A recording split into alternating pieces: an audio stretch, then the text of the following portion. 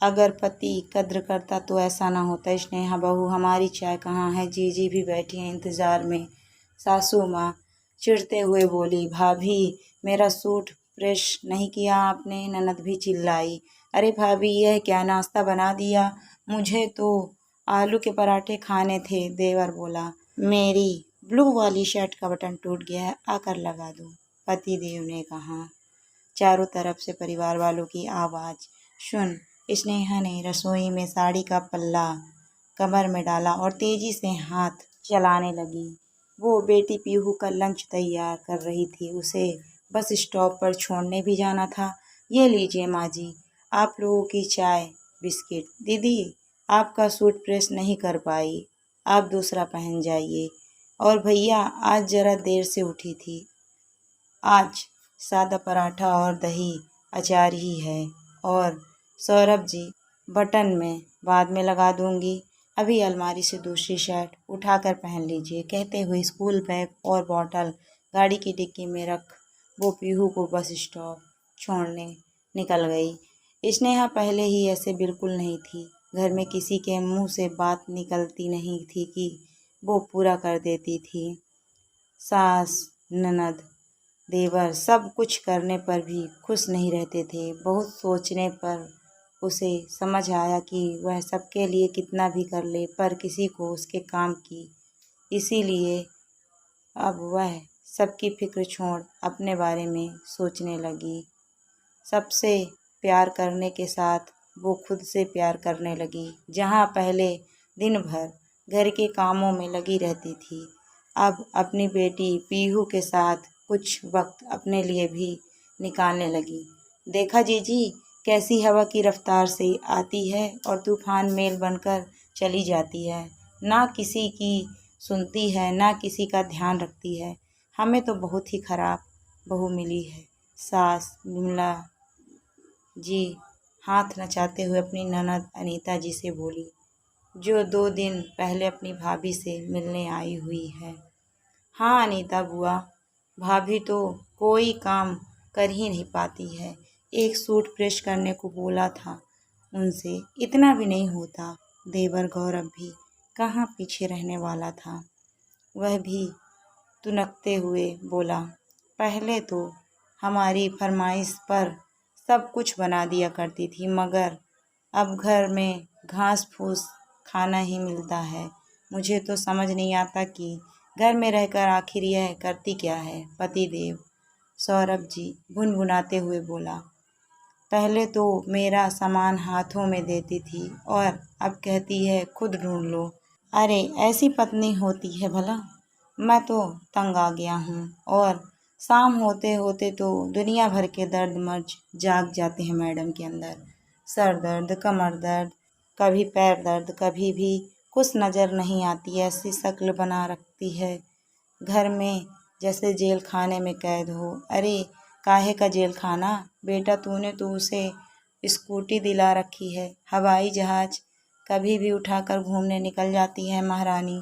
पीहू का नाम लेकर स्कूल और बाजार के चक्कर ही काटती रहती है। आजकल तो घर के कामों में मन नहीं लगता मैडम का। सब लोग इतनी ज़ोर ज़ोर से बोलकर शिकायतें कर रहे थे कि दरवाजे पर पहुंची स्नेहा ने सब सुन लिया। एक हाथ में फल सब्जी का थैला और दूसरे हाथ में किराने का सामान का बोझ लिए खड़ी स्नेहा तेज कदमों से रसोई की तरफ जाते समय सोचने लगी, आज खुलकर सबसे कह दूंगी कि आप लोगों को जो भी बोलना है मेरे सामने बोल दिया कीजिए। यह पीठ पीछे इतनी बुराई करने से हासिल क्या होता है? आखिर मैं भी तो सुनूं। कितनी मटर गश्ती आकर लौटी हूँ मैं, मगर उसके माता पिता के दिए संस्कार उसे हमेशा रोक दिया करते। बेटा, ससुराल में व्यवस्थित होने में समय लगता है, मगर कितना समय? एक सवाल हमेशा उसके जेहन में खड़ा रहता, जिसका जवाब किसी के पास ना था। उसे देखते ही हाल में चुप्पी छा गई। सभी लोग अपने अपने काम में व्यस्त हो गए। आखिर उनका तो यह रोज का ही था। स्नेहा की बुराई ना कर लें तब तक सबका खाना कहाँ हजम होता।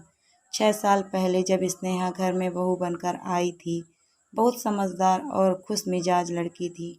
शादी के बाद भी नौकरी पर जाती रही, मगर 4 महीने बाद सौरभ बोला, क्यों ना पहले तुम घर में सबको अच्छे से जान पहचान लो।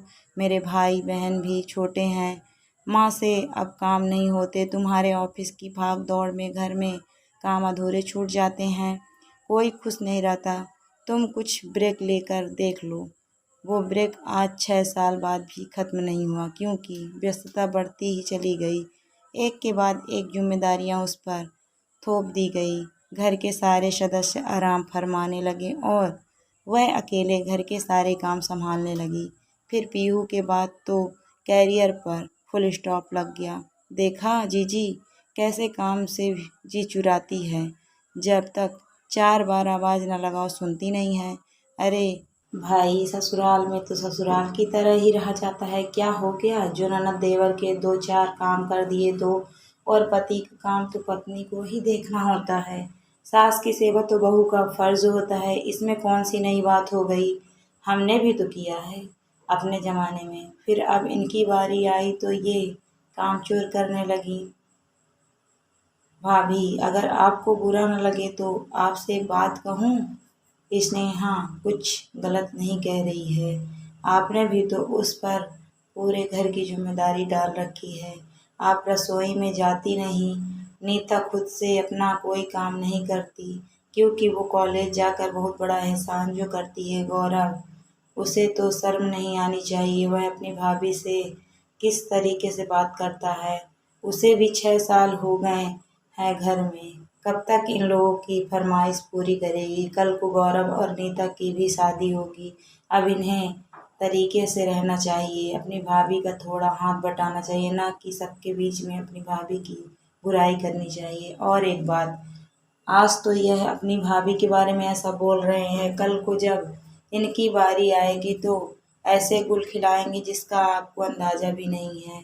रहने दो जीजी, मेरे दोनों बच्चे बहुत सीधे हैं। गौरव तो मेरा आज्ञाकारी बेटा है, उसकी बहू आएगी तो मेरी बहुत सेवा करेगी, मुझे पूरा यकीन है। और नीता, उसे जो मैंने संस्कार दिया है ना, उसी से वो ससुराल को स्वर्ग बना देगी। विमला जी बोली। अपनी भाभी की बात सुना नीता जी समझ गईं कि ऐसे मतलबी लोग किसी की परेशानियां आसानी से नहीं समझते, इन्हें उदाहरण देकर ही समझाना पड़ेगा। बुआ के लाडले गौरव नीता कमरे में मोबाइल पर गेम खेल रहे थे। दोनों को ही अपनी बुआ पर बड़ा यकीन था, इसीलिए दोनों अपने मन की हर बात अपनी प्यारी बुआ से शेयर कर देते थे। बुआ ने बड़े प्यार से दोनों की तरफ आम लस्सी का गिलास बढ़ाते हुए कहा, ये लो बच्चों, तुम्हारे लिए खास बनाया है। वाह बुआ, आप तो सब जानती हो, क्या मस्त लस्सी पीकर मजा आ गया। भतीजे गौरव हंसते हुए बोला। अच्छा गौरव बेटा, एक बात तो बता, तेरी माँ तेरे लिए लड़की ढूंढ रही है। मैं सोच रही थी स्नेहा जैसी लड़की तेरे लिए परफेक्ट रहेगी। स्नेहा का नाम सुनते ही गौरव का मुंह बन गया। क्या बात करती हो बुआ, भाभी जैसी कभी नहीं। मुझे माँ की डांट की चाबी से चलने वाली गुड़िया नहीं चाहिए, जो भैया तक का ढंग से ख्याल ना रख सकती, उनकी ज़रूरतें भी पूरी ना कर सकती, वह मेरी पसंद नहीं हो सकती। तो बेटा तुझे कैसी लड़की चाहिए। मेरी पत्नी तो एकदम स्मार्ट होगी, मैं जहाँ जाऊँ मेरे साथ वैसे ही रेडी होकर जाए, साड़ी वाड़ी में लिपटी ना रहे, वेस्टर्न ड्रेसेस धड़ल्ले से पहने, जॉब करे, मेरे कंधे से कंधा मिलाकर चले, अपने डिसीजन खुद ले सके, किसी की गलत बात सुन चुप ना रहे, गलत के लिए खड़ी हो सके। यू नो बुआ, बोल्ड एंड ब्यूटीफुल, यही गुण चाहिए मुझे अपनी, और यही बनेगी मेरी दुल्हन। और बेटा घर के काम कौन करेगा, और तेरी माँ की सेवा उसका क्या। बुआ, घर के काम तो नौकरों को शोभा देते हैं, और माँ को ऐसा क्या हुआ है जो उन्हें सेवा की जरूरत है। सही जा रहे हैं भैया, मुझे भी ऐसे ही भाभी चाहिए ना, कि स्नेहा भाभी जैसी घरेलू गवार, जिन्हें हंसने से ज्यादा रोना आता हो, दिन रात बस आंसू ही टपकाती रहें। ठहाका मार के दोनों भाई बहन हंस पड़े। अरे बिटिया तू गौरव की छोड़, कल तो तेरे लिए भी एक लड़का ढूंढ दूंगी, अच्छे घर में तेरी शादी करूंगी। तू तेरी भाभी से 2-4 गुण ले लेना, ताकि ससुराल में सुख शांति बनी रहे। क्या बुआ, किससे टिप्स ले लूं? भाभी से पागल समझा है क्या? उनकी जैसे अपनी पर्सनालिटी खोकर इस घर के रंग में रंगने के जैसे प्रयास मुझे तो ना हो पाएंगे। दिन भर माँ उन पर हुक्म चलाती है। अगर एक बार भी मेरी सास ने ऐसा करने का प्रयास किया तो उसी दिन सूटकेस बांध कर मायके आ जाऊंगी, साथ में अपना पति भी खींच लाऊंगी, बहू बनूंगी। घर में किसी की जागीरदारी नहीं, जो जब चाहे जैसे चाहे मुझे चलाएगा। मैं अपने मन की मालिक हूँ, मुझे जैसा अच्छा लगेगा मैं तो वैसा ही करूँगी, किसी के कहे पर तो कभी नहीं चलूँगी। पर बेटा, लड़की को एडजस्ट करना ही पड़ता है। शादी सिर्फ पति पत्नी का रिश्ता नहीं होता, पूरा परिवार साथ लेकर चलना होता है। क्या बुआ, 1857 की बातें करती हूँ? मेरी शादी लड़के से हुई है तो उसी से मतलब रखूंगी, ना कि उसके पूरे खानदान की सेवा चाकरी करती रहूंगी। अगर मेरी ससुराल में सास से नहीं बनी तो पति को लेकर नया घर बसाऊंगी और सुख शांति से रहूंगी। इठलाते हुए नीता बोली, बड़े ही उच्च विचार हैं बेटा तुम दोनों के। लाओ यह खाली गिलास मुझे दे दो, मैं धुलने के लिए रख देती हूँ। तुम लोग आराम से अपना वीडियो गेम खेलो। कहते हुए अनीता बुआ कमरे से बाहर आ गई। अगले दिन भाभी, आज शाम को मेरे कुछ दोस्त आ रहे हैं, प्याज की कचौड़ी और इमली की चटनी बना लीजिएगा। कोल्ड ड्रिंक्स मैं बाजार से ले आऊँगा। और भाभी, आपने 2 दिन से मेरे कपड़े नहीं धोए, कल मेरे लिए पीला वाला सूट प्रेस करके रख दीजिएगा। मैं अपनी सहेली के घर पढ़ने जा रही हूँ। गौरव भैया, आप दोस्तों को किसी और दिन बुला लेना, कल पीहू का टेस्ट है, मेरे पास समय नहीं है। और नीता दीदी, आप भी अपना सूट खुद ही प्रेस कर लीजिएगा, शायद मुझे देर हो जाएगी। स्नेहा की बात सुन विमला जी बोली, बहू यह क्या बदतमीजी है, तुम्हें तो हर काम टालना होता है। गौरव के दोस्त आ रहे हैं, कुछ अच्छा तो बनाना ही पड़ेगा। नीता तुम्हारी ननद है, उसका थोड़ा काम कर दोगी तो घिस नहीं जाओगी। पास में बैठा सौरभ भी बोला, ऐसा भी क्या काम है, बच्चे बोल रहे हैं, कर दो। अपने पति की बात सुन स्नेहा बेबस सी खड़ी ही थी कि अनीता बुआ बोली, तुम सब लोगों को शर्म नहीं आती? अपना सारा काम स्नेहा पर थोप देते हो। अरे उसे अपना और अपने बच्चे का भी तो ख्याल रखना है। क्या वह सारा दिन तुम लोगों की गुलामी करती रहे? और सौरभ, तुमने क्या बच्चे बच्चे लगा रखा है? तेरे भाई बहन छोटे नहीं हैं, बड़े हो गए हैं, अब इन्हें अपनी जिम्मेदारी स्वयं उठानी चाहिए। तब सौरभ बोला, बुआ जी, घर की बहू जो भी काम करती है वो गुलामी नहीं होती। आखिर यह घर इसका भी है, काम तो करना ही पड़ेगा। बेटा सौरभ, कहीं ना कहीं स्नेहा की ऐसी हालत की जिम्मेदार तुम ही हो। तुमने कभी उसे इज्जत ही नहीं दी, इसीलिए घर वाले भी उसकी कद्र नहीं करते। वैसे भी ससुराल में पति से ही पत्नी की कदर होती है। पति अगर कद्र करता है तो ये कभी न होता। अच्छा चलो, आज मैं तुम्हारा एक वहम मिटाती हूँ। जो तुम अपनी पत्नी से इतना एक्सपेक्ट करते हो मगर कभी अपने भाई बहन और माँ को गलत नहीं समझते। लो सुनो। बुआ जी फोन में ही कोई रिकॉर्डिंग चालू कर देती है। उनके गौरव और नीता के बीच हुई सारी बातें सबके सामने आ जाती है। फोन की रिकॉर्डिंग सुनकर गौरव और नीता के होश उड़ गए। दोनों एक दूसरे का मुंह देख ही रहे थे। अनीता जी बोली, भाभी, आपने अपनी एक बहू से इतनी उम्मीदें लगा रखी हैं कि वह पूरे घर को अपने कंधों पर उठा ले, मगर आप जानती हैं आपका छोटा बेटा और आपकी बेटी कितने उच्च विचार रखते हैं। सौरभ बहू लाएगा तो सिर्फ अपने लिए, नीता की ससुराल में पटेगी तो रहेगी वरना अलग हो जाएगी। अब जरा सोचो कौन अच्छा है कौन बुरा। जो यह तुम्हारी स्नेहा बहू 6 साल से तुम लोगों को सहन कर रही है, अब बताओ ये गलत है या तुम?